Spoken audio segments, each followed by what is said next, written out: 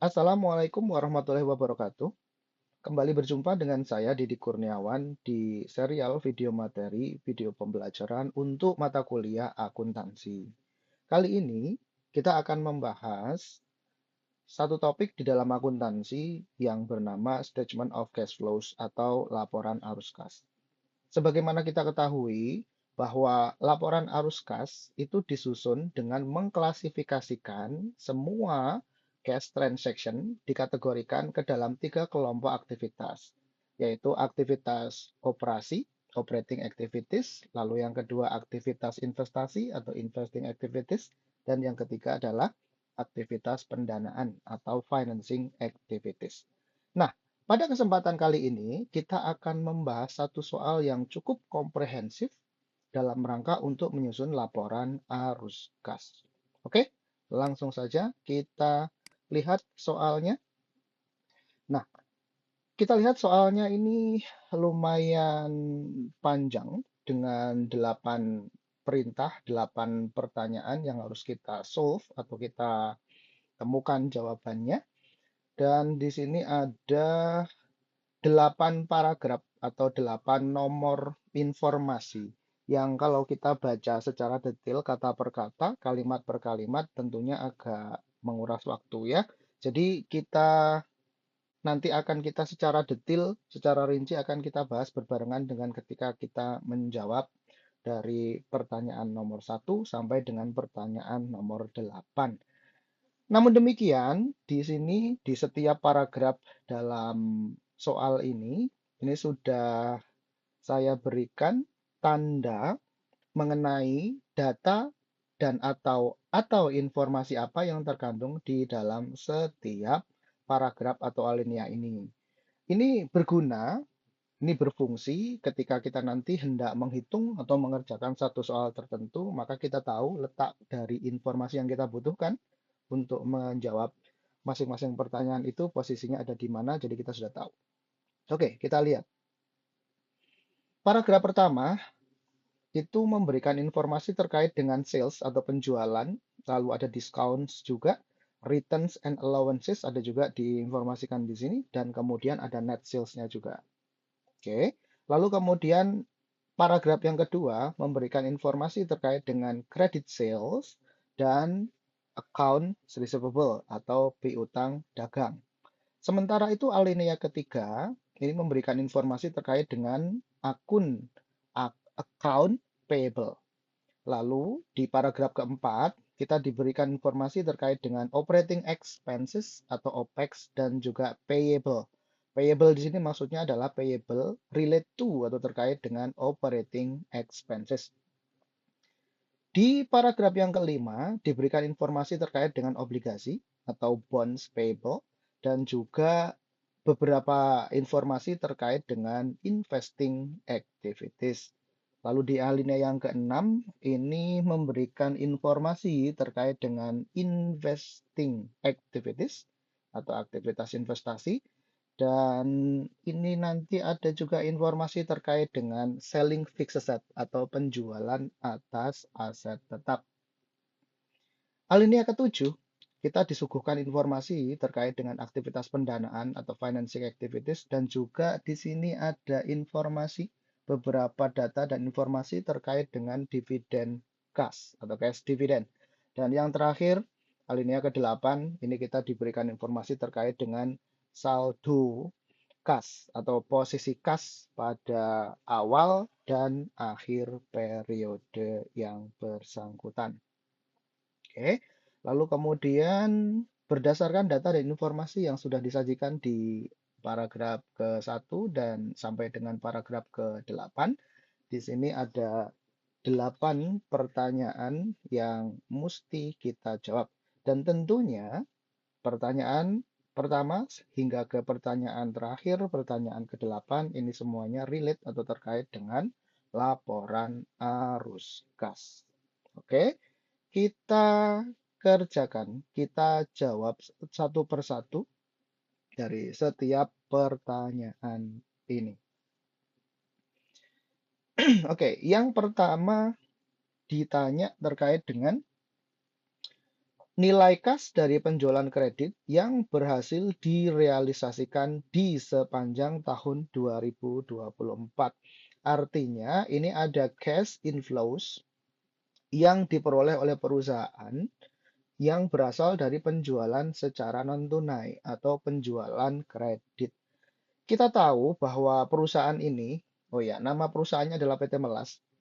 PT Melas ini dalam praktek penjualan barang dagangannya itu nanti si customer atau pelanggan itu bisa membayarnya secara kontan, artinya pas ijab kabul atau akad jual beli itu, transaksi jual beli itu si customernya langsung membayar secara tunai by cash atau pakai duit. Itu adalah penjualan secara tunai. Dan PT Melas ini juga melayani penjualan produk secara non tunai atau secara kredit. Artinya customer itu bisa menangguhkan pembayarannya.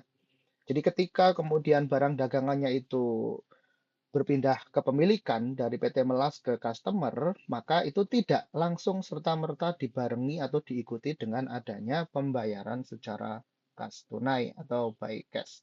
Bisa jadi nanti sebulan kemudian atau 10 hari kemudian atau beberapa hari kemudian itu barulah si customer itu melakukan pembayaran. Nah, itu adalah penjualan secara kredit. Terlepas dari apakah itu penjualan secara tunai atau penjualan secara kredit, ujung-ujungnya pasti nanti ada cash inflows atau ada arus kas masuk yang berasal dari penjualan atas barang dagangan atau merchandise inventory. Oke, bagaimanakah kemudian untuk menjawab pertanyaan nomor satu? Oke, yang tentu saja yang relate atau terkait dengan pertanyaan nomor satu, kita baca itu ada di alinea pertama. Kita baca dulu alinea pertama secara detail. Diketahui bahwa total pendapatan penjualan untuk periode tahun 2024 itu tercatat sebesar 3 miliar 500 juta rupiah. Ini adalah total sales atau sales revenue 3 miliar 500 juta. Sementara itu, terdapat diskon penjualan sebesar 75 juta. Jadi ini adalah sales discount yang dimaksud di sini. Sales discountnya sebesar 75 juta. Dan terdapat pula retur dari pelanggan sebesar 10 juta. Return. Jadi barang dagangan yang sudah dibeli itu ternyata sebagian itu dikembalikan oleh pelanggan. Tentu saja alasannya bermacam-macam. Yang pada umumnya alasannya kenapa barang itu dikembalikan ya tentu karena barangnya itu cacat atau rusak. Selain itu, terdapat pula pengurangan harga yang disebabkan oleh karena adanya produk yang cacat sebesar 5 juta. Nah, jadi yang 10 juta ini adalah merupakan returns dan yang 5 juta ini merupakan pengurangan harga namun bukan diskon. Kalau diskon yang 75 juta, kalau 5 juta ini adalah allowances, yaitu pengurangan harga yang disebabkan oleh karena produknya itu tidak sesuai standar atau ada yang cacat atau rusak. Bedanya apa antara allowances dan returns? Kalau return itu barangnya dikembalikan, sementara kalau allowances atau pengurangan harga di sini produknya tetap diambil atau dipakai oleh customer. Jadi tidak dikembalikan kepada PT Melas. Semua transaksi itu telah dicatat atau dijurnal oleh perusahaan. Itu informasi di paragraf atau alinea pertama. Nah, kalau kita cek di sini, tadi diinformasikan bahwa si PT Melas itu dia melakukan penjualan itu secara kredit dan secara tunai. Jadi yang informasi di paragraf pertama ini adalah total penjualan, namun kita belum tahu berapakah total penjualan yang dilakukan secara tunai by cash dan kita juga belum dapat informasi berapakah total penjualan yang secara non tunai atau secara kredit. Oke ya. Kalau begitu kita lanjutkan, kita baca di paragraf yang kedua. Dari penjualan sepanjang tahun 2024 tersebut yang totalnya 3 miliar 500 juta ini, sebesar 1 miliarnya itu merupakan penjualan tunai. Oh, dari sini kita sudah tahu ya bahwa di antara 3 miliar 500 juta ini, 1 miliarnya penjualan tunai, merupakan penjualan tunai.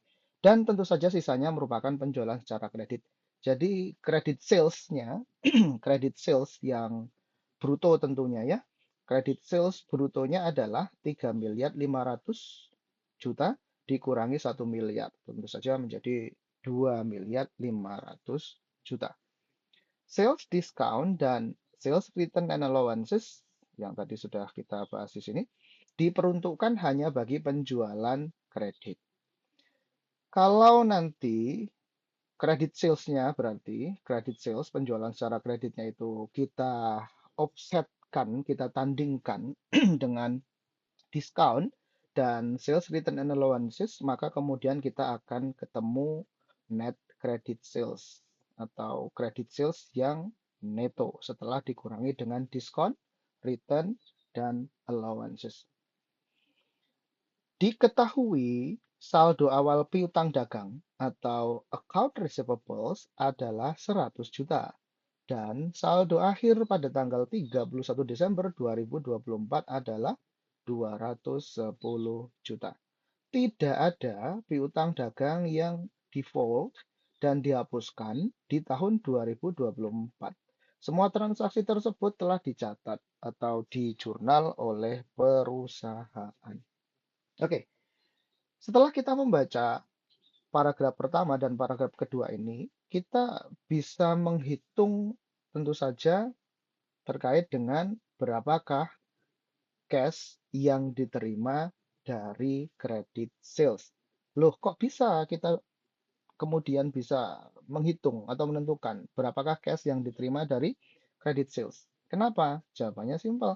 Karena kita sudah dikasih tahu informasi, data terkait dengan penjualan secara tunai yang 1 miliar, berarti penjualan non tunai atau kreditnya sudah bisa kita hitung. Lalu net credit sales-nya kita bisa hitung, dan kita juga sudah diberikan data terkait dengan saldo awal dan saldo akhir dari akun account receivables atau piutang dagang. Oke? Maka dapat kita tuliskan dari paragraf pertama dan paragraf kedua itu, kita sudah tahu cash received from sales-nya adalah 1 miliar. Perhatikan, ini kas yang diterima dari penjualan secara tunai atau cash based sales. Penjualan secara tunai adalah 1 miliar. Nah, pertanyaan berikutnya, kalau begitu cash yang diterima dari penjualan secara kredit atau secara non tunai berapakah? Ya, berapakah?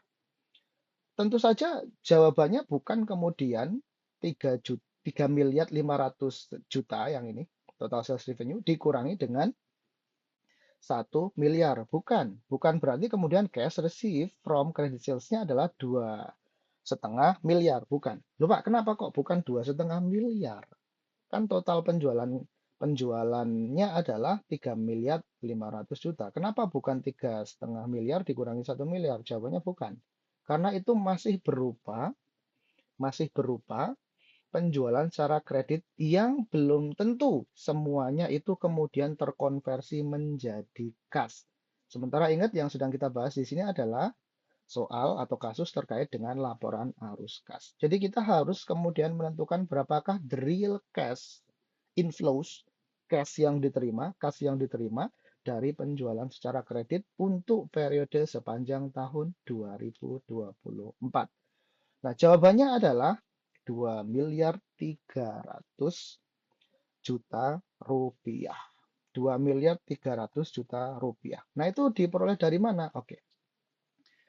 Perhatikan asal-usul dari mana kemudian kita bisa mendapatkan angka 2 miliar 300 juta ini.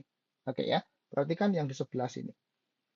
Sales revenue-nya tadi diketahui adalah 3 miliar 500 juta. Oke. Lalu ada sales discount 75 juta. Sales return and allowances adalah 15 juta. Loh kok 15 juta Pak? 15 juta itu berasal dari 10 juta retur dan 5 juta pengurangan harga atau allowansi harga. Jadi total sales return and allowances-nya adalah 15 juta ini. Sales revenue total semuanya dikurangi dengan diskon dan return and allowances itu akan menghasilkan net sales.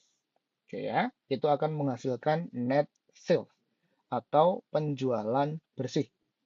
Jadi penjualan bersihnya di sepanjang tahun 2024 itu adalah sebesar 3 miliar 410 juta rupiah.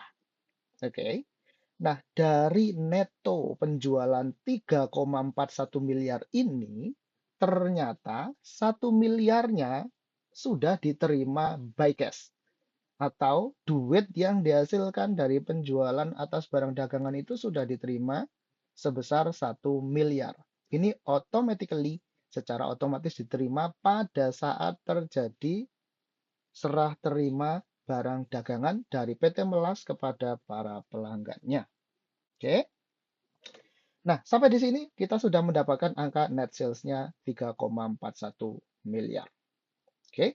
Dan kemudian kita tahu, kita kurangkan ini angka 1 miliar yang cash sales ini tadi dari total net sales. Sehingga kita ketemu net credit sales-nya, atau penjualan secara kredit yang neto itu sebesar 2 miliar 410 juta. Oke, ini kita baru menemukan net credit sales. Jadi, penjualan secara kredit di sepanjang tahun 2024 yang sudah neto, sudah diperhitungkan dengan diskon return and allowances itu sebesar 2 miliar 410 juta rupiah. Nah, dari sini sebenarnya kita bisa menyusun jurnal. Jadi kalau kita ditanya, Pak, apakah dari informasi sampai dengan dari sini sampai dengan yang ini kita bisa buat jurnal? Bisa. Kita bisa buat jurnalnya. Jurnal penjualannya bisa kita lihat. Jurnal penjualannya seperti ini. Oke, ini adalah jurnal penjualannya. Jadi cash di debit 1 miliar ini menunjukkan penjualan yang secara tunai. Ini 1 miliar cash yang diperoleh langsung. Kemudian tadi ada sales discount 75 juta, berarti sales discount di debit. Kemudian ada sales return and allowances, itu ada di debit juga 15 juta. Total sales revenue-nya tadi adalah 3 miliar 500 juta. Sehingga dari sini kita bisa mengetahui sebenarnya akun account receivable atau piutang dagang di sepanjang tahun 2024 adalah 2 miliar 410 juta rupiah. Oke, jadi hitung-hitungan atau perhitungan kita yang di sini tadi ini sampai ketemu 2 miliar 410 juta ini, kalau kita mudeng dan kita konstruk atau kita buat jurnalnya, maka sebenarnya langsung kita tidak perlu ngitung-ngitung seperti ini. Ya, kita tidak perlu ngitung-ngitung seperti ini. Sebenarnya kalau kita buat jurnal, maka kita akan langsung ketemu simple aja. Ya, simple aja. Artinya net credit sales-nya itu 2 miliar 410 juta seperti ini. Oke, paham ya? Nah, sekarang berikutnya, ketika kita bisa menemukan angka 2 miliar 410 juta itu kan belum final. Yang ditanya itu bukan net credit sales-nya. Yang ditanya adalah cash received from credit sales. Jadi berapakah kas masuk atau cash inflows yang dihasilkan dari penjualan kredit di sepanjang tahun 2024? Itu yang ditanya. Ya, itu yang ditanya. Nah, terus gimana dong? Ya, maka dari itu datanya kita perlu tambah. Apa data yang perlu kita tambahkan? Oke. Kalau penjualannya secara kredit, maka transaksi penjualan itu akan melibatkan akun yang namanya account receivable atau piutang dagang. Sekali lagi, kalau penjualannya secara kredit, maka pasti akan melibatkan akun account receivable. Seperti yang sudah kita tulis di sini, kita lihat di sini ada akun account receivable 2 miliar 410 juta. Jadi itu pasti akan terlibat. Oke. Nah, dari data di paragraf yang kedua, tadi kita dapat informasi bahwa saldo awal piutang dagangnya adalah 100 juta. Sementara saldo akhir piutang dagangnya adalah 210 juta. Kalau kita mau sederhana, kalau kita lebih mau menggunakan metode visualisasi, maka sebenarnya kita bisa membuat atau menyusun T-account, ledger atau buku besar yang bentuknya itu T-account.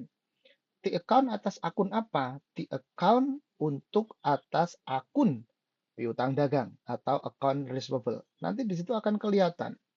Penambahan akun account receivable itu merupakan credit sales. Kemudian, pengurangan akun account receivable itu pasti menunjukkan adanya piutang dagang yang sudah dilunasi oleh customer. Oke, coba kalau kita konstruksikan itu ke dalam suatu bentuk buku besar atau ledger, bentuknya seperti apa? Kita cek di sini ya. Ini adalah ledger buku besar untuk akun account receivable. Diinformasikan tadi tanggal 1 Januari saldonya adalah 100 juta. Kemudian tanggal 31 Desember saldonya menjadi 210 juta. Kalau kita pakai terminologi increase atau decrease, oke, maka kita tahu dari 100 menjadi 210 berarti ini ada kenaikan atau increase in account receivable sebesar 110 juta. Itu increase-nya. Oke. Tapi karena kita sudah diberikan informasi ada saldo awal dan saldo akhir, ya sebenarnya kita nggak perlu pakai increase juga nggak ada masalah ya. Kita nggak perlu hitung increase-nya, nggak ada masalah. Oke. Jadi perhatikan, saldo awalnya 100 juta. Kemudian, tadi kan ada penambahan account receivable. Penambahan account receivable-nya adalah 2.410 juta. Nah, 2.410 juta ini merupakan credit sales atau net credit sales. Ya, ini adalah merupakan net credit sales. Oke, net credit sales. Oke, jadi penjualan secara kredit ini pasti akan menambah piutang dagang atau account receivable. Account receivable-nya di debit. Maka kemudian kita tuliskan di sini angkanya 2410 juta ini merupakan net credit sales di debit. Oke. Lalu yang ini nanti jawabannya ini kita lihat belakangan ya. Kita lihat belakangan. Sekarang perhatikan. Saldo awalnya 100 juta. Asumsikan yang ini belum ada. Ya, yang ini berarti masih kosong. Oke, sorry. Ini masih kosong ya, masih kosong. Ini saya sembunyikan dulu angkanya. Misalkan ini masih kosong. Oke ya, perhatikan. Kita ulang lagi. Saldo awal piutang dagangnya adalah 100 juta. Saldo akhirnya 210 juta. Penambahan piutang dagang atau account receivable di sepanjang periode ini totalnya adalah 2.410 juta. Logikanya adalah saldo awal ini, oh ya, kita pakai equity concept, sama juga kita pakai equity concept, artinya adalah saldo awal ditambah dengan mutasi tambah, ini 100 juta ditambah dengan 2.410 juta, itu adalah merupakan input, akan sama dengan saldo akhir, ini ditambah dengan mutasi minus. Saldo akhir ditambah dengan mutasi minus. Jadi berapakah mutasi minusnya? Ya, 100 juta ditambah 2410 juta, hasilnya tentu saja adalah 2510 juta. 2510 juta dikurangi 210 juta, maka hasilnya adalah 2.300.000.000 juta. Oke, jadi kita sudah ketemu angkanya. Ini 2.300.000.000 juta itu merupakan kredit bagi account receivable. Lalu, what is the meaning of credit to account receivable? Maksud dari account receivable di kredit itu maksudnya apa? Berarti account receivable-nya berkurang. Kapan account receivable itu berkurang? Ketika kemudian pelanggan dari PT Melas ini melunasi utangnya dia kepada PT Melas. Atau dengan kata lain ini adalah merupakan customer paid, ya, customer paid. Customer membayar atau paid utangnya dia kepada PT Melas itu pakai apa? Jawabannya tentu saja pakai duit atau cash. Jadi net cash receive yang berasal dari customer atas pembayaran atau pelunasan piutang dagangnya PT Melas sepanjang tahun 2024 adalah sebesar 2 miliar 300 juta rupiah. Paham ya?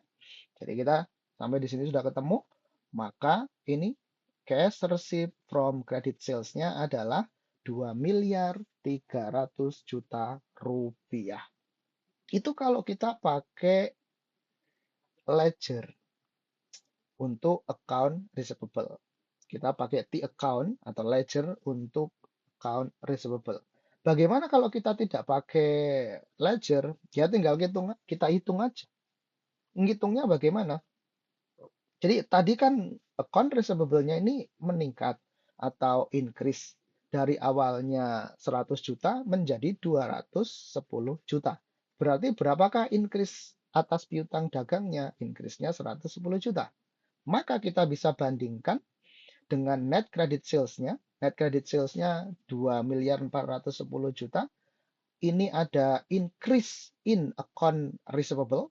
Berarti ini notasinya adalah minus. Kalau dia increase in account receivable, ini notasinya adalah minus. Sehingga cash receipt from credit sales-nya adalah 2 miliar 410 juta minus 110 juta, hasilnya sama dengan 2 miliar 300 juta rupiah. Oke, paham ya?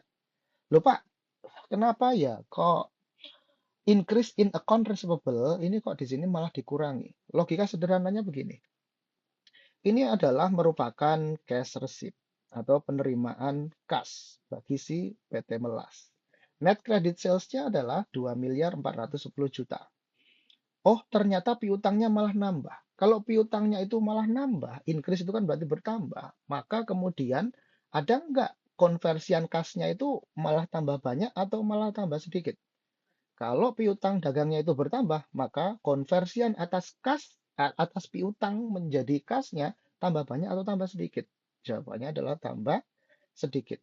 Kenapa tambah sedikit? Lah piutangnya malah menambah, malah meningkat gitu ya. Kalau dia tambah sedikit artinya itu adalah minus. Sehingga cash receipt from credit sales-nya adalah 2410 dikurangi 110 sama dengan 2 miliar 300 juta rupiah. Ini cash receipt from credit sales during 2024. Oke, jadi sampai di sini kita sudah ketemu jawaban atas pertanyaan nomor 1, yaitu cash receipt from credit sales-nya adalah 2 miliar 300 juta rupiah. Jadi pertanyaan pertama sudah berhasil kita jawab. Lalu kita lihat pertanyaan kedua. Pertanyaan kedua bunyinya adalah menghitung besarnya kas yang diterima oleh PT Melas dari penjualan produknya di sepanjang tahun 2024. Lupa ini apa bedanya dengan pertanyaan nomor 1? Beda. Kalau yang pertanyaan nomor 1 ini terkait dengan penjualan kredit, kas yang dihasilkan dari penjualan kredit. Kalau yang nomor 2 ini kas yang diterima oleh PT Melas dari seluruh penjualan produknya di tahun 2024. Artinya berarti ya kas yang diterima dari penjualan secara kredit dan kas yang diterima dari penjualan secara tunai kita jumlahkan. Itu akan menghasilkan kas yang diterima oleh PT Melas di sepanjang tahun 2024 yang berasal dari aktivitas penjualan si PT Melas ini. Oke, sehingga ya simpel saja. Berarti tadi kita sudah ketemukan jawabannya bahwa cash receipt from cash sales itu 1 miliar. Oh ya, yang angka 1 miliar ini sudah diketahui di soal, yaitu di paragraf kedua yang ini. Ya, jadi penjualan sepanjang tahun 2024 itu 1 miliarnya merupakan penjualan tunai. Berarti kan ini langsung kita terima, langsung diterima ini kasnya. Jadi cash receipt from cash sales 1 miliar dan kemudian cash receipt from credit sales-nya tadi 2 miliar 300 juta dari hitung-hitungan kita baik secara logika seperti ini. dengan menggunakan equity concept atau kita pakai di account secara buku besar atau ledger. Sudah ketemu 2.300.000.000. Sehingga cash receipt from customer tinggal kita jumlahkan saja, yaitu 1 miliar ditambah 2,3 miliar. Jadi cash receipt from customer adalah 3.300.000.000 rupiah. Ini jawaban untuk pertanyaan kedua. Oke, lalu ini ada notes dari saya, ada catatan dari saya yang harus diperhatikan ketika kemudian kita mengerjakan atau menjawab soal nomor 1 dan nomor 2. Yang pertama, cash from sales itu nanti secara langsung itu merupakan cash inflow dan nggak usah ribet, nggak perlu dihitung. Maksudnya gimana sih, Pak? Nah, ini tadi loh. Kan sudah ada informasi bahwasanya kas yang diterima dari penjualan secara tunai itu kan 1 miliar. Ya sudah. Kalau kita mau menyusun laporan arus kas, mau menghitung arus kas, ya ini cash sales sebesar 1 miliar ini langsung aja, nggak usah dihitung berapa tambah berapa atau berapa kurang berapa, nggak usah. Ini adalah merupakan cash inflow directly, langsung. Artinya 1 miliar ini langsung pakai angkanya. Kita nggak perlu jurnal, nggak perlu di account, nggak perlu ngitung-ngitung secara logika equity concept, nggak perlu. Uang ini faktanya secara tunai duitnya sudah diterima 1 miliar. Kemudian catatan yang kedua, use journal entries for inspecting the whole context. Maksudnya begini, kalau kita membaca soal ini di paragraf 1 dan paragraf 2, ini kalau kita baca, ini kan uraian. Uraian itu agak, kalau kita bagi orang akuntansi itu agak termasuk agak sulit untuk kemudian kita pahami konteks, ya. Konteks yang sedang dibicarakan itu apa. Transaksinya itu kita nggak bisa ngelihat secara overall, secara keseluruhan itu sulit.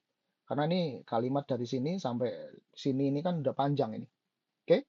Sehingga kalau kita mau melihat the whole picture of the case untuk paragraf 1 dan paragraf 2, sederhananya ya kita buat saja jurnalnya. Kan tadi kita sudah buat jurnalnya. Jadi yang di paragraf pertama dan paragraf kedua itu kalau dibuat jurnalnya simple. Cuman seperti ini saja. Ini selesai. Ini adalah jurnalnya. Dari jurnal ini kita bisa menebak, kita bisa guessing transaksinya, ya. Kita bisa tahu bahwasanya oh ini ada penjualan totalnya di tahun 2024 3.500.000.000 rupiah. Lalu di antara total penjualan ini itu ada diterima cashnya 1 miliar. Oh, pasti ini adalah penjualan yang secara tunai. Kemudian angka 2410 juta ini adalah merupakan penjualan yang secara kredit atau non tunai. Lalu kita juga tahu di sini ada sales diskonnya 75 juta dan ada sales return and allowances-nya adalah 15 juta. Jadi ini kita gambaran lengkapnya kita sudah tahu. Ya, gambaran lengkapnya kita sudah tahu. Even termasuk juga terkait dengan pergerakan account receivable yang ini, kalau kita mau buat jurnalnya juga bisa. Yang kita jurnal tentu saja adalah transaksinya, yaitu mutasi tambah dan mutasi kurang. Saldo, yaitu saldo awal dan saldo akhir, ini tidak ada jurnalnya, tidak bisa dijurnal. Oke, kalau ini dia penerimaan kas dari penjualan secara kredit, maka jurnalnya simpel saja. Berarti cashnya di debit 2410 juta, kemudian kreditnya adalah account receivable 2410 juta. Oh, sorry, kebalik. Yang penjualan, yang realisasi kas atau cash proceed berasal dari penjualannya adalah yang ini, kebalik. Ini 2.300.000.000. 2.300.000.000 ini adalah kas yang diterima dari customer. Maka jurnalnya adalah cash-nya di debit 2.300.000.000 dan kemudian account receivable-nya di kredit 2.300.000.000. Sementara yang ini tadi net credit sales itu yang ini. Ini account receivable-nya 2.410.000.000. Ini di debit. Kemudian kreditnya apa ya? Kreditnya berarti sales revenue. Nah, di antara porsi 3.500.000.000 ini, 2410 jutanya ini merupakan penjualan secara non tunai atau kredit. Itu ya. Jadi ini kalau dibuat jurnalnya juga bisa. Nggak ada masalah. Berikutnya, you can use indirect concept. Look at increase or decrease. Atau simply just draw the account. Maksudnya begini, frase yang pertama, you can use indirect concept. Maksudnya, kalau tadi kita ngitung-ngitung yang seperti ini, kalau indirect concept itu kan berarti kita berupaya untuk menghitung berapakah net cash provided by operating activities melalui wasilah atau perantaraan net income. Itu indirect method, indirect concept. Maka di situ kita harus punya net income.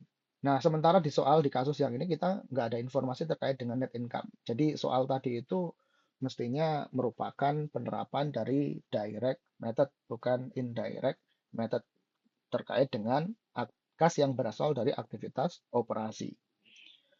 Nah, kalau kita pakai indirect method, maka kita akan lekat dengan istilah increase atau decrease. Nah, jadi yang perhitungan saya tadi yang berada di sini ini, 110 juta ini, dari 100 juta menjadi 210, berarti ada increase 110 juta. Ini adalah konsepnya si indirect.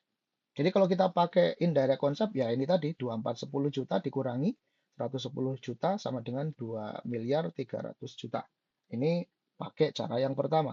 Atau bisa juga simply just draw the account receivable and then look at the flow. Ini sudah kita lakukan tadi. Kalau kita menggambar the account ledger buku besar untuk account receivable, tadi juga kita bisa ketemu angka customer paid. Artinya customernya si PT Melas yang bayar itu sepanjang 2024 ketemu 2 miliar 300 juta.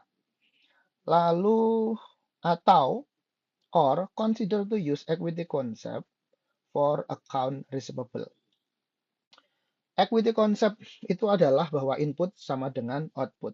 Artinya tadi seperti yang sudah saya sampaikan bahwa account receivable beginning ditambah dengan account receivable yang dihasilkan sepanjang periode 2024, ini adalah merupakan input, ini akan sama dengan account receivable saldo akhir 31 Desember ditambah dengan mutasi kurang atau mutasi kredit atas akun account receivable. Ini nanti jumlahnya pasti sama, yaitu sama-sama 2 miliar 510 juta.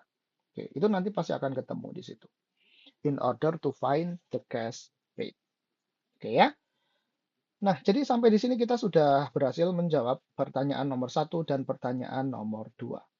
Lalu sekarang kita moving ke pertanyaan ketiga. Pertanyaan ketiga diminta kita untuk menghitung besarnya kas yang dipakai oleh perusahaan guna membayar barang dagangan yang dikulak dari supplier atau vendor di sepanjang tahun 2024. Nah, terkait dengan pertanyaan yang ketiga, ini berarti terkait dengan pembelian atau kulaan PT Melas, dia kulaan barang dagangan atau merchandise inventory. Kulaannya kemana? Tentu saja kulaannya kepada supplier atau vendor. Nah, untuk menjawab ini kita cek di alinea ketiga. Ya, di alinea ketiga. Alinea ketiga tadi memuat informasi terkait dengan account payable. Account payable ini merupakan akun yang bertalian atau berkaitan dengan merchandise inventory atau kulaan barang dagangan. Account payable itu adalah merupakan utang atau liabilities bagi si PT Melas.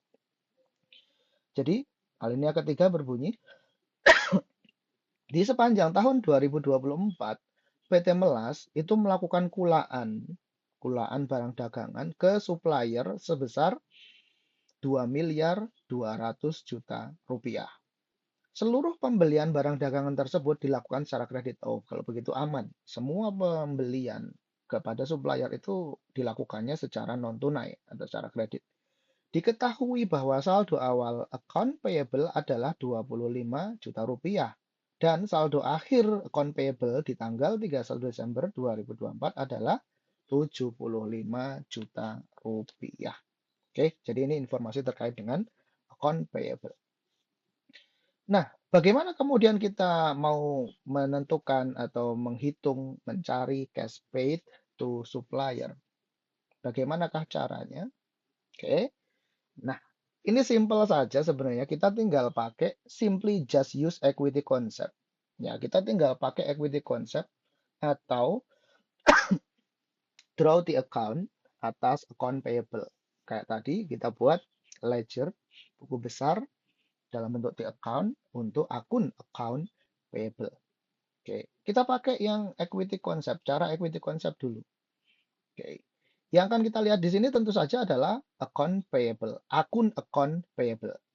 Jadi, account payable beginning tadi sudah diketahui 25 juta. Ini account payable beginning 1 Januari 25 juta. Kemudian merchandise inventory purchase by credit atau tidak langsung dibayar pada saat ada serah terima barang yang dibeli itu sebesar 2.200.000.000 juta. Ini tadi 2.200.000.000 juta. Kemudian ini saldo awal, ini saldo akhir account payable. Nah, account payable beginning ditambah dengan merchandise inventory purchase secara kredit. Merchandise inventory purchase secara kredit ini adalah mutasi tambah. Pertanyaan sederhananya, apa sih yang menyebabkan account payable itu meningkat? Jawabannya adalah tentu, ketika kemudian PT Melas melakukan kulaan atau pembelian merchandise inventory, maka kemudian account payable-nya akan meningkat. Oke ya? Sehingga mutasi tambah dari account payable adalah merchandise inventory purchase secara non-tunai, yaitu 2.200.000.000 juta. Kita jumlahkan hasilnya adalah 2.225.000.000 juta. AP beginning dan ME purchase during the period ini adalah merupakan input. Ya, ini merupakan input. Dan kemudian kita tadi sudah dikasih informasi bahwa account payable endingnya adalah 75 juta. Sehingga kita sudah tahu di sini pasti ada mutasi minus. Mutasi minusnya itu adalah pasti berasal dari cash paid for merchandise inventory. Cash yang dibayarkan kepada si supplier atau vendor atas merchandise inventory yang dikulak atau dibeli oleh si PT Melas. Sebesar berapa? 2225 juta dikurangi 75 juta sama dengan 2.150.000.000 juta. Ini adalah output. Sehingga kita sudah bisa membuktikan bahwasanya input sama dengan output, yaitu 2.225 juta. Sehingga cash paid for merchandise inventory yang dibeli secara kredit adalah 2.150.000.000 juta. Nah ini, tinggal kita masukkan di sini. Kemudian lupa ini kok cost cash paid for cash purchase-nya kok nol? Ya nol kan ini kan tadi sudah ada informasi bahwasanya ini semua barang yang dikulak itu dilakukan secara kredit yang ini. Jadi cash paid for cash purchase itu nol, nggak ada. Oke, sampai di sini berarti kita sudah ketemu jawabannya cash paid to suppliers or vendor adalah 2.150.000.000 juta. Bagaimana kalau kita pakai T account? Bagaimana kalau kita pakai T account? Kalau kita pakai T account, maka perhatikan kalau kita pakai T account, maka tadi sudah diketahui untuk akun account payable saldo awalnya 25 juta, kemudian saldo akhirnya 75 juta. Yang ditanya adalah cash paid to vendor. Berarti yang ditanya yang ini. Oke. Angka 25 juta sudah diketahui, 75 juta sudah diketahui, dan merchandise inventory purchase secara kredit 2.200.000.000 ini juga sudah diketahui. Oke ya, saldo awalnya 25, ada penambahan 2,2 M, ternyata saldo akhirnya 75 juta. Maka selisihnya sudah pasti sebesar 2.150.000.000 ini adalah paid to vendor. Artinya akun payable yang kemudian dilunasi atau dibayarkan oleh PT Melas kepada vendor, yaitu sebesar 2.150.000.000 juta. Ini kalau dengan menggunakan T account atau ledger atau buku besar. Jadi kalau pakai equity concept seperti ini, seperti yang ini kalau kita pakai equity concept, ya. Kemudian kalau kita pakai T account bentuknya seperti ini. Jawabannya sama, yaitu kita bisa menemukan angka cash yang dibayarkan kepada si vendor atas pembelian merchandise inventory adalah 2.150.000.000 juta. Nah ini. Oke ya. Jadi ini jawabannya sudah ketemu. Cash paid to supplier adalah 2.150.000.000 juta rupiah. Lalu berikutnya sekarang pertanyaan keempat. Pertanyaan keempat, perintahnya adalah menghitung kas yang dibayarkan untuk operating expenses sepanjang tahun 2024. Ini pertanyaan keempat. Kita mau menghitung cash paid for operating pertanyaan keempat, cash paid for operating expenses. Ya, oke. Oke, menghitung kas yang dibayarkan untuk operating expenses di sepanjang tahun 2024. Oke, itu yang keempat. Oke. Nah, untuk menjawab pertanyaan yang keempat, maka kita cari tadi penanda kita adalah yang ini, yang ada OPEX-nya berarti ya, operating expenses. Oke, operating expenses-nya ini berarti ada di paragraf yang keempat. Jadi kita baca paragraf keempat. Jumlah operating expenses atau OPEX PT Melas untuk periode tahun 2024 adalah 500 juta rupiah. Ini total OPEX-nya. Yang diantaranya terdapat penyusutan sebesar 100 juta rupiah. Oke, dari total OPEX, operating expenses 500 juta ini ternyata ada non-cash transaction. Non-cash transaction-nya itu berupa depresiasi atau penyusutan sebesar 100 juta rupiah. Diketahui bahwa saldo awal atas operating payable-nya itu 20 juta. Dan ternyata saldo akhir operating payable-nya menjadi 70 juta. Oke. Nah, dari sini, dari informasi tersebut, maka kita bisa mencari berapakah cash paid yang dibayarkan, kas yang dibayarkan untuk operating expenses, tapi yang sudah dikeluarkan yang depresiasi tadi ya, karena depresiasi tadi adalah merupakan non-cash transaction, jadi itu tidak masuk ke dalam perhitungan. Oke, jawabannya adalah 350 juta. 350 juta itu dari mana? Oke, ya. Jadi kita akan menghitungnya dari sini. OPEX payable beginning tadi adalah 20 juta. Ya, OPEX payable beginning-nya itu 20 juta. Yang mana sih 20 juta? Yang ini ya. Jadi OPEX payable beginning-nya 20 juta dan saldo akhirnya 70 juta. Kita pakai equity concept saja, sederhana seperti yang tadi. Oke ya, kita pakai equity concept. OPEX payable beginning-nya 20 juta. Kemudian OPEX payable ending-nya 70 juta. Mutasi tambahnya berapa? Mutasi tambahnya tentu saja atas cash transaction. Yang non-cash transaction jangan dipakai. Oke, berarti OPEX incurred kan tadi totalnya 500 juta.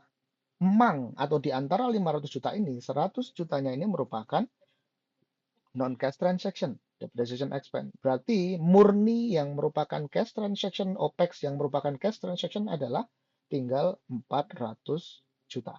Nah, ini adalah OPEX yang bakalan dibayar secara tunai, yaitu 400 juta.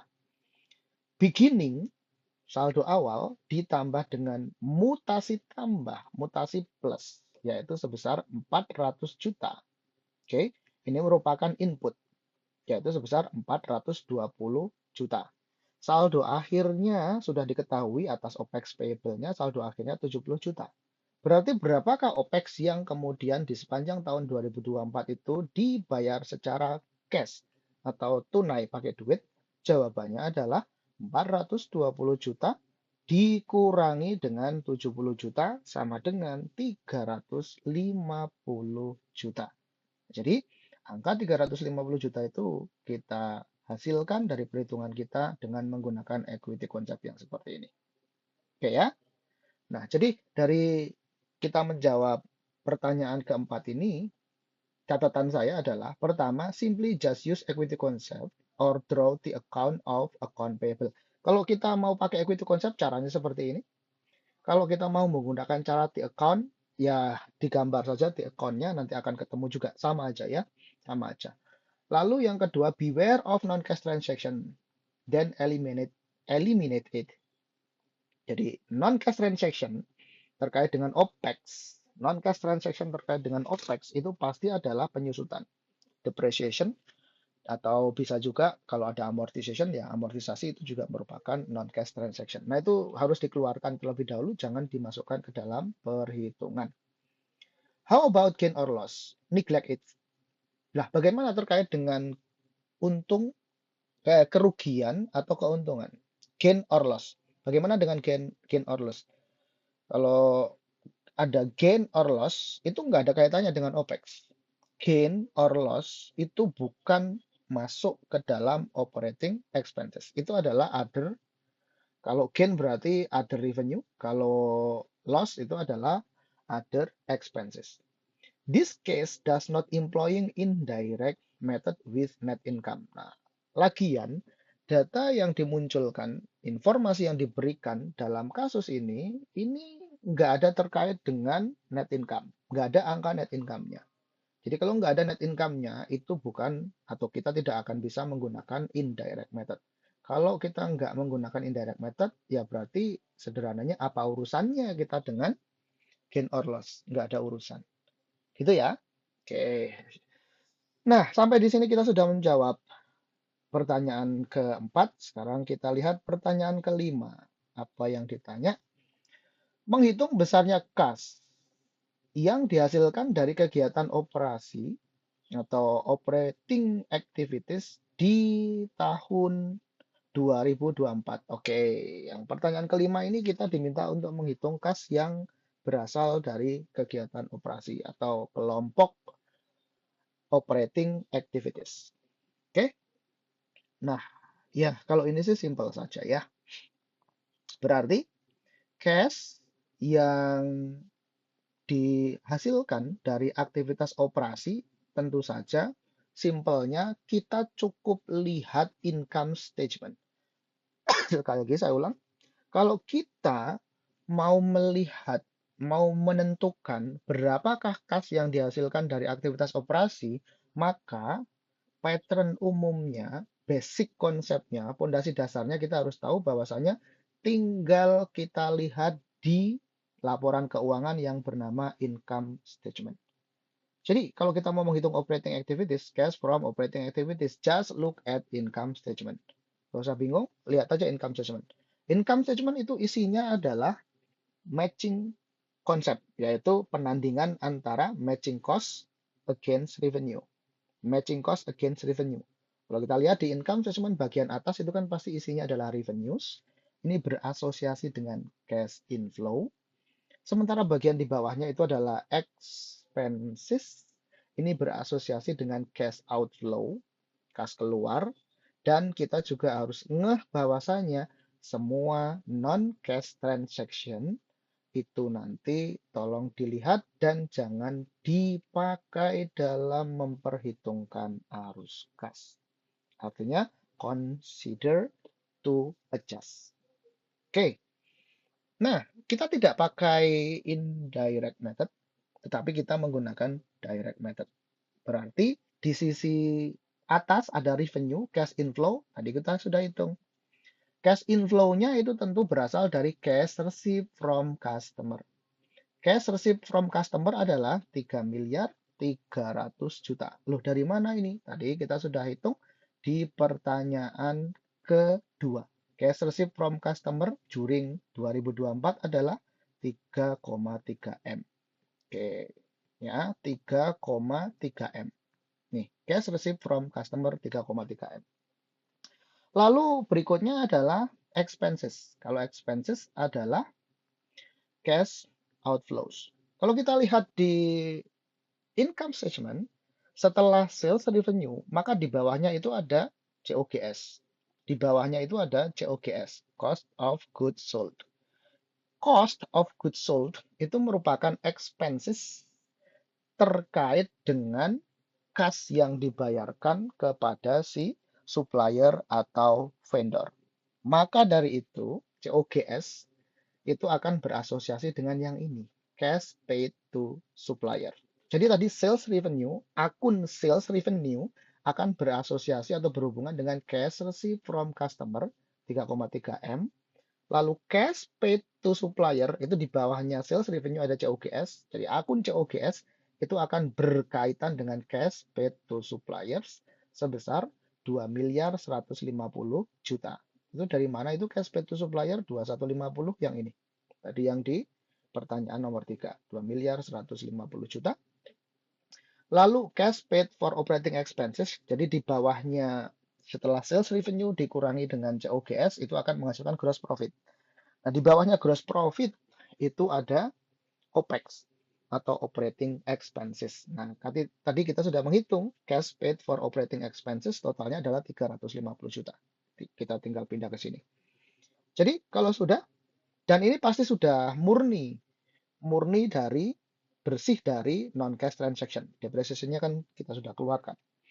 Sehingga total cash provided by operating activities adalah sama dengan 3 miliar 300 juta dikurangi dengan 2 miliar 150 juta dikurangi lagi dengan 350 juta.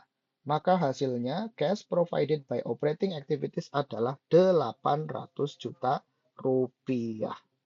Oke ya, sampai di sini paham ya? Nah, angka 800 juta ini tentu saja adalah plus atau positif, bukan negatif. Sehingga kata-kata yang kita pakai di sini adalah cash provided, bukan cash used. Ini menandakan bahwasanya angkanya ini adalah positif. Loh, kok positif dari mana, Pak? 3,3 M ini adalah positif. 2,15 M ini adalah negatif, cash outflows, ini cash inflows. Kemudian 350 juta ini juga negatif. Sehingga plus minus minus hasilnya adalah 800 juta rupiah. Oke, itu pertanyaan yang kelima. Lalu berikutnya. Sekarang kita lihat pertanyaan ke-6. Menghitung besarnya kas terkait dengan aktivitas investasi. Menghitung besarnya kas terkait dengan aktivitas investasi atau investing activities untuk periode tahun 2024. Pertanyaan ke-6. Pertanyaan ke-6 ini informasinya berarti kita akan lihat di yang tadi ada informasi terkait dengan investing. Oh ya, ini di informasi di paragraf nomor 5 dan paragraf nomor 6. Kita baca dulu. PT Melas di November 2024 mengeluarkan obligasi at-par untuk membangun ruko baru. Oh, ini maksudnya adalah untuk membangun ruko baru sebesar 1 miliar 200 juta. Ini adalah obligasinya. 10% ini tingkat suku bunganya, 10% PA per annum annually, dan kemudian jangka waktu obligasinya adalah 5 tahun. Bunga atas obligasi itu dibayarkannya itu secara semesteran, yaitu di setiap bulan. Bulan apa? Bulan Maret dan September. Perhatikan ini, pembayaran bunganya adalah Maret dan September. Sementara ini obligasinya itu ini diisut, diterbitkan November 2024. Berarti sampai dengan tanggal 31 Desember tahun 2024 tidak ada isu terkait dengan pembayaran bunga. Jadi kita nggak perlu menghitung akrual atas interest atau bunganya di 31 Desember. Loh Pak, itu kalau kita pakai jurnal penyesuaian, kita jurnal dong Pak. Yes, tapi jurnal penyesuaiannya nggak ada terkait dengan kas keluar. Nggak ada. Loh Pak, kenapa kok nggak ada kas keluar? Ya enggak lah. Kas keluarnya nanti di bulan Maret tahun depan. Itu baru keluar. Nah, kalau nggak ada kas yang keluar, ya kita nggak perlu kemudian kita perhitungkan atau kita pertimbangkan dalam menjawab soal ini. Karena ini adalah kita sedang menghitung atau menyelesaikan soal terkait dengan cash flows atau arus kas yang notabene adalah cash transaction, harus cash transaction. Ruko yang dibangun tersebut menelan biaya total 1,5 miliar dan sudah terselesaikan pas pada tanggal 28 Desember 2024. Itu paragraf yang kelima. Jadi ini pasti ada kas keluar 1,5 M tanggal 28 Desember 2024. Lalu paragraf yang ke-6, PT Melas telah menghentikan sebagian aset tetapnya yang telah didepresiasi secara penuh dengan jalan menjual aset tetap tersebut.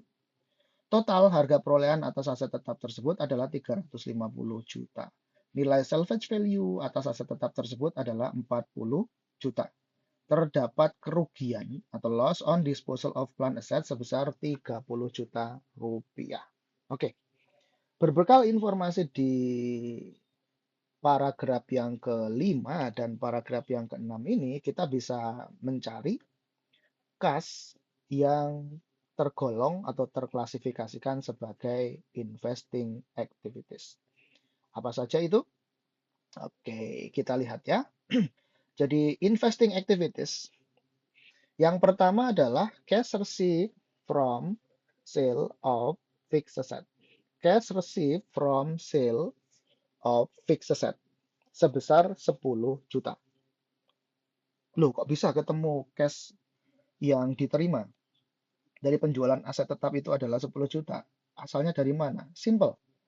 Dari informasi tentang penjualan aset tetap yang ini, selling fixed asset di paragraf ke-6 ini, supaya kita ngerti the whole picture-nya, the big picture-nya, maka kita buat jurnalnya terlebih dahulu. Oke, hati-hati kalau ada soal seperti ini, maka saya sarankan untuk kemudian kita buat jurnalnya. Untuk kita dapat mengetahui secara pasti dan akurat berapakah kas yang diterima. Oke. Nah, tadi dikatakan bahwasanya cost atas aset yang dijual, fixed asset yang dijual, cost-nya adalah 350 juta. Maka kemudian fixed asset atau plant asset-nya tadi akan dikredit sebesar cost-nya yaitu 350 juta. Lalu diinformasikan juga bahwasanya ada accumulated depreciation-nya totalnya sudah 310 juta. Accumulated depreciation-nya 310 juta. Lupa kok nggak ada angka 310 juta. Ya itu berasal dari 350 juta dikurangi 40 juta. 350 juta ini adalah harga perolehan atau cost-nya, sementara salvage value-nya adalah 40 juta. Karena dia itu sudah disusutkan secara penuh, nah ini kan sudah didepresiasi secara penuh, maka kemudian akumulasi penyusutan semuanya itu sudah 100%. Akumulasi penyusutannya berapa? 350 dikurangi 40 sama dengan 310. Jadi, accumulated depreciation of this fixed asset adalah 310 juta. Ini di debit.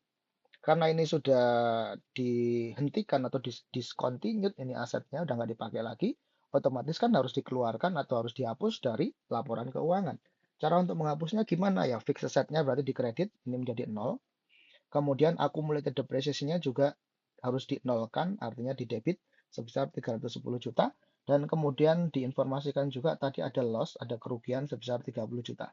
Yang namanya loss itu berasosiasi dengan expenses, maka loss ini saldo normalnya ada di debit sebesar 30 juta. Dari sini, maka kemudian kita bisa tahu, kan belum balance. Di sisi kreditnya 350 juta, di sisi debitnya 340 juta. Nah, agar supaya balance, maka kurang 10 juta di sini. 10 juta di sini, ini adalah pasti merupakan cash yang diterima oleh PT Melas. Oke? Sehingga cash received from sale of fixed asset adalah 10 juta rupiah. Ini plus. Kenapa plus? Karena cash receipt menambah. Lalu berikutnya ada cash paid for ruko, yang pembangunan ruko tadi itu. Pembangunan rukonya dia bayar 1,5 M. Itu informasinya di paragraf kelima. Ya, ini pembayaran ruko atas pembangunan ruko 1,5 miliar. Oke, jadi pembayaran ruko 1,5 miliar ini adalah minus. Kenapa minus? Karena ini adalah cash outflow. Oke, sehingga 1,5 M minus 10 juta plus ini kita tandingkan maka masih ada minus. Minusnya 1,490 juta. Nah, 1,490 juta ini merupakan kas yang terklasifikasikan ke dalam investing activities. Oke, karena tandanya ini adalah minus, maka ini kita pakai terminologi used. Sehingga lengkapnya cash used for investing activities sebesar 1.490.000.000 rupiah. Paham ya sampai di sini ya? Oke. Nomor 6 kita sudah jawab. Sekarang kita moving ke pertanyaan nomor 7. Menentukan besarnya kas terkait dengan aktivitas pendanaan atau financing activities untuk tahun 2024. Kita cari yang informasinya terkait dengan financing. Nah, berarti ada di paragraf ke-7. Untuk tahun 2024, PT Melas itu telah membayar dividennya dividen kas kepada para pemegang sahamnya. Diketahui perusahaan memiliki saham preferen kumulatif 10% 5.000 lembar outstanding dengan per value-nya adalah 1 juta rupiah per lembar. Sementara itu, jumlah saham ordinary yang telah diisut atau diterbitkan adalah 3.000 lembar. Pada saat record date, diketahui jumlah lembar saham treasury-nya adalah 500 lembar. Berarti jumlah lembar saham yang outstanding dan berhak menerima pembagian dividen adalah 3.000 dikurangi 500. Outstanding share-nya adalah 2.500 lembar. Dengan cost sebesar 1.500.000. Ini cost atas treasury share. Diinformasikan pula bahwa dividen terakhir yang dibayarkan oleh perusahaan di tahun 2022 diinformasikan pula bahwa dividen terakhir yang dibayarkan oleh perusahaan adalah di tahun 2022. Ini sekarang kita sedang membahas di tahun 2024. Dividen terakhir dibayarkan adalah di tahun 2022, yaitu di bulan Agustus. Dari sini kita tahu bahwasanya di tahun 2023 berarti tidak ada pembayaran dividen. Nah, ini sekarang di tahun 2024 muncul lagi, baru kemudian muncul pembayaran dividen. Setelah tidak adanya pembayaran dividen di tahun 2023, dan baru pada Agustus 2024, itu dividennya kembali dibayarkan kepada semua pemegang saham. Artinya baik saham ordinary maupun saham preferen, semuanya itu mendapatkan bagian dividen. Saham ordinary pada Agustus 2024 tersebut telah mendapatkan dividen sebesar Rp100.000 per lembar sahamnya. Jadi ini dividennya ya. Valuasi dividennya adalah Rp100.000 per lembar saham yang dimiliki. Oke. Nah, dari sini di paragraf yang ketujuh ini kita bisa mengetahui dan kita bisa menghitung kas yang berasal dari aktivitas pendanaan atau financing activities.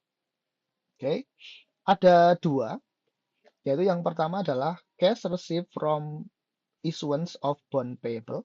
Cash received, cash yang diterima yang berasal dari penerbitan bond atau obligasi, yaitu 1,2 M. Ini informasinya ada di paragraf yang kelima ya. Paragraf yang kelima kan tadi ini menerbitkan obligasi 1,2 M. Kalau ini nggak perlu dihitung, langsung kita masukkan di sini. Cash received from the issuance of bond payable 1,2 M. 1.200.000.000. Lalu cash paid for dividend. Cash paid for dividend adalah 1.250.000.000. Nah, kalau ini harus kita hitung dulu. Oke. Bagaimana menghitungnya? Oke, perhatikan ya. Saham preferensinya tadi, saham preferensinya itu kumulatif. Ya, saham preferensinya kumulatif. Berarti di setiap periode atau tahun buku perusahaan harus membayar dividen kepada pemegang saham preferen. Nah, dijelaskan di soal tadi diinformasikan bahwa pembayaran dividen terakhirnya itu tahun 2022. Oke, tahun 2022. Sehingga si pemegang saham preferen tahun 2023 harus dibayarkan dividennya. Dividennya berapakah dividennya? Dividennya adalah 500 juta rupiah. 500 juta rupiah itu berasal dari mana? Tadi kumulatif 10% kan ya? Ini kumulatif 10%, kemudian 5.000 lembar. Oke. Kemudian par value-nya 1 juta. Berarti total dividen untuk saham preferennya adalah sama dengan 10% dikalikan 1 juta rupiah per lembar saham dikalikan yang outstanding-nya adalah 5.000 lembar. Hasilnya tentu saja sebesar 500 juta rupiah. Ini tapi perhatikan, ini untuk yang tahun 2023. Yang tahun 2024 dia akan tentu saja mendapatkan dividen lagi si pemegang saham preferen itu sama dong Pak, sama, yaitu sama-sama 500 juta rupiah. Sehingga total bagian dividen yang dibayarkan kepada pemegang saham preferen adalah 1 miliar. Oke ya, yang dibayarkan kepada saham preferen adalah 1 miliar. Lalu berapakah yang dibayarkan kepada pemegang saham ordinary? Ya simple. Tadi outstandingnya kan ada 2.500, yaitu 3.000 dikurangi dengan 500. Ya, 3.000 dikurangi 500 tadi ya. 3.000 dikurangi 500 ini outstandingnya. Kemudian dikatakan di sini pemegang saham biasa atau ordinary share itu dia dapat bagian dividen 100.000 per lembar saham. Jadi tinggal 2.500 kita kalikan dengan 100.000. Hasilnya adalah 250 juta rupiah. Oke, jadi sehingga total cash paid for dividend, total cash yang dibayarkan untuk dividen, baik itu dividen bagi preference shares maupun ordinary shares, totalnya adalah 1 miliar ditambah 250 juta sama dengan 1.250 miliar rupiah. Ini total cash paid for dividend for the year of 2024. 1,25 miliar cash paid for dividend. Nah, cash receipt pas pada saat dia mengisut atau menerbitkan obligasi, maka dia plus. Kenapa plus? Karena cash inflow. Kemudian pas bayar dividen berarti cash outflow. Jadi tandanya adalah negatif. Oke.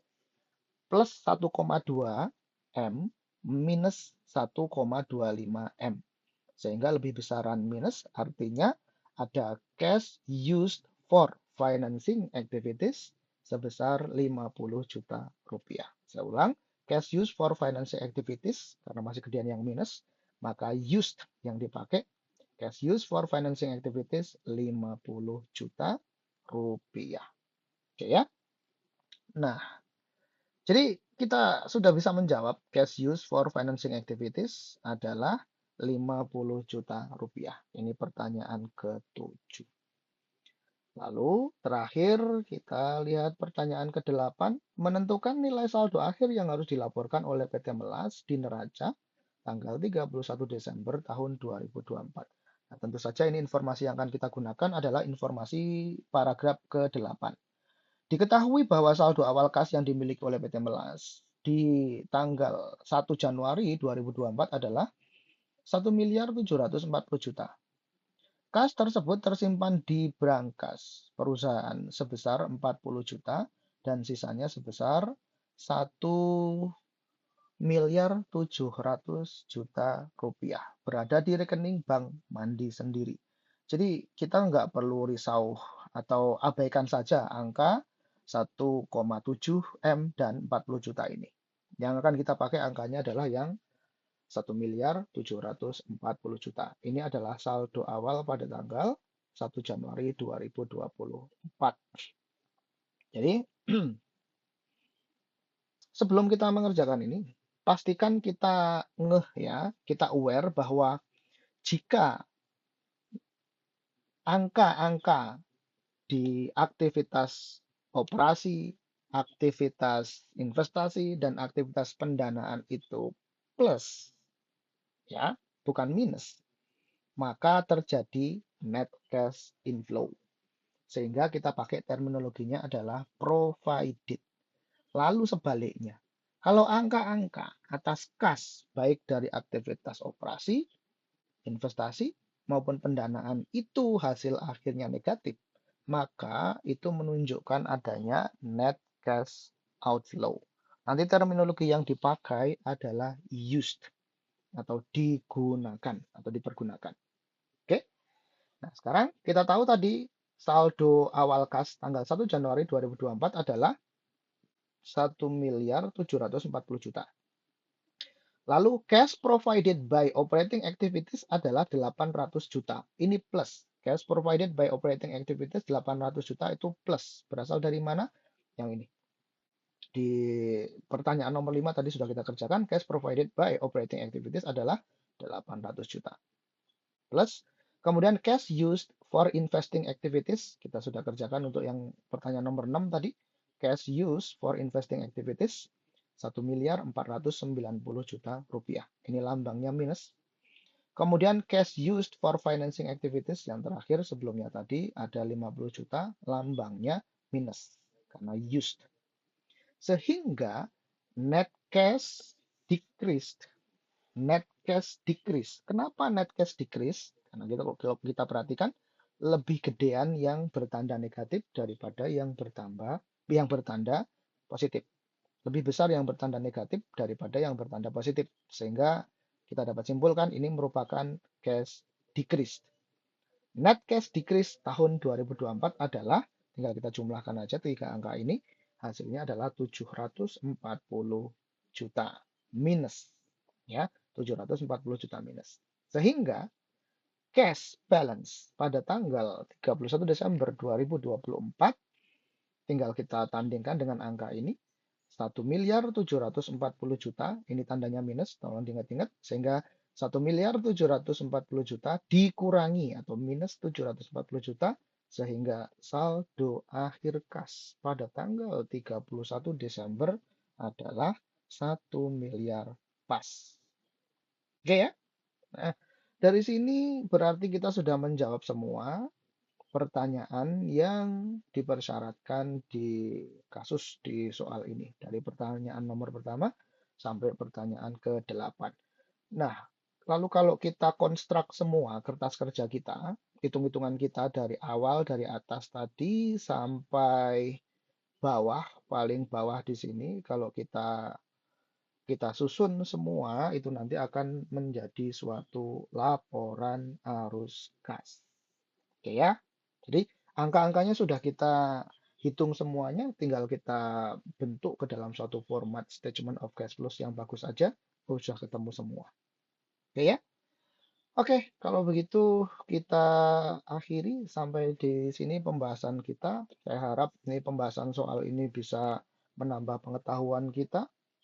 Jadi sekali lagi, kalau kita mengerjakan soal itu, jangan remembering atau menghafal dan selalu mengingat-ingat formula atau rumus. Tapi kita harus ngerti kapan kita menggunakan logika, penalaran, akal pikiran untuk kemudian kita mengerjakan satu kasus atau soal tertentu. Ya, jadi agar supaya kita tidak menghafal rumus atau formula, maka kita harus mengerti, memahami fondasi dasar atau konsep dasar dari arus kas ini. Oke, terima kasih. Saya akhiri. Wassalamualaikum warahmatullahi wabarakatuh.